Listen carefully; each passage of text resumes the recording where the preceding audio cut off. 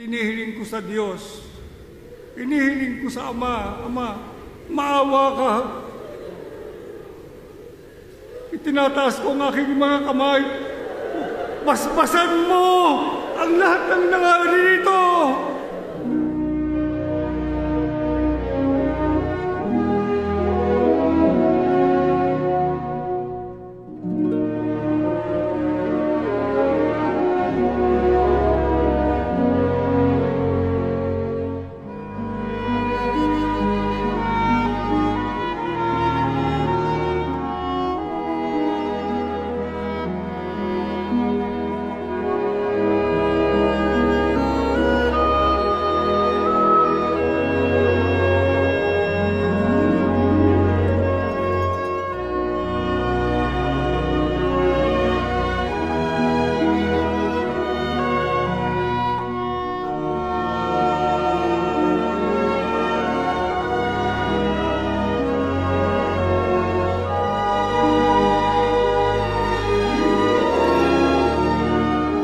Narito na tayo, mga kapatid.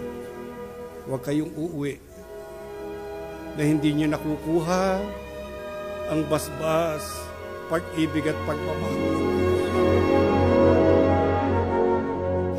Sabihin na ninyo sa Diyos ang lahat ng inyong karaingan ngayong narito siya.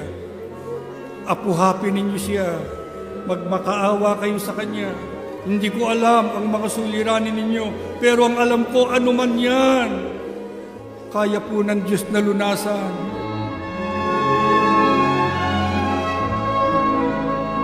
Kailangan lang sa atin itiwala, pag-asa, pananampalataya.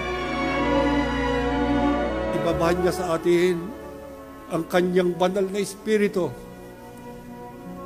Ibabahan niya sa kapulungang ito ang isang malakas na kapangyarihan na siyang pupukaw sa ating damdamin para tayo magpanibagong sigla at magpanibagong lakas at hawakan nating buong giting at tatag ang pananagutang tinanggap natin sa Diyos.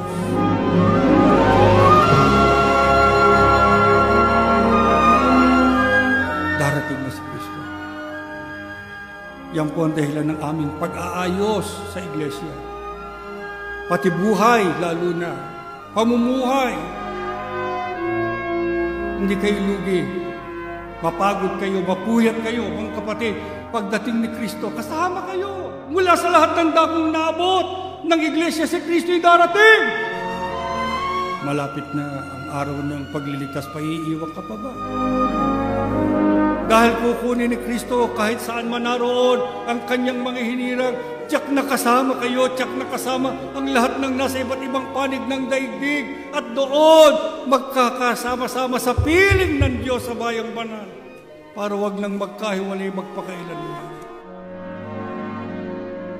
Alam kong nakatingin siya ngayon sa atin. Ama, tignan mo mga hinirang mo. Sila'y sa iyo. Ano man ang mangyari, hindi ka nila tatalikuran, Ama. Pagka dumating ang lahat ng suliranin, tatawag sila sa iyo. Huwag mong pababayaan ang mga anak mong ito. Pagka sila'y malilis ng landas, tapikin mo agad. Hilahin mo, ibalik mo sa iyo. Pag sila'y manghihina at kukulangin ng lakas, bigyan mo sila ng pag-asa. Itulak mo sila para sila'y makapagpatuloy. Tapusin nila ang kanilang takbuhin. Ang may tungkulin, huwag nilang bibitawan ang kanilang karapatan. Ito ang kanilang pamana na ibinigay ng Diyos para kanilang iharap sa araw ng paghukom.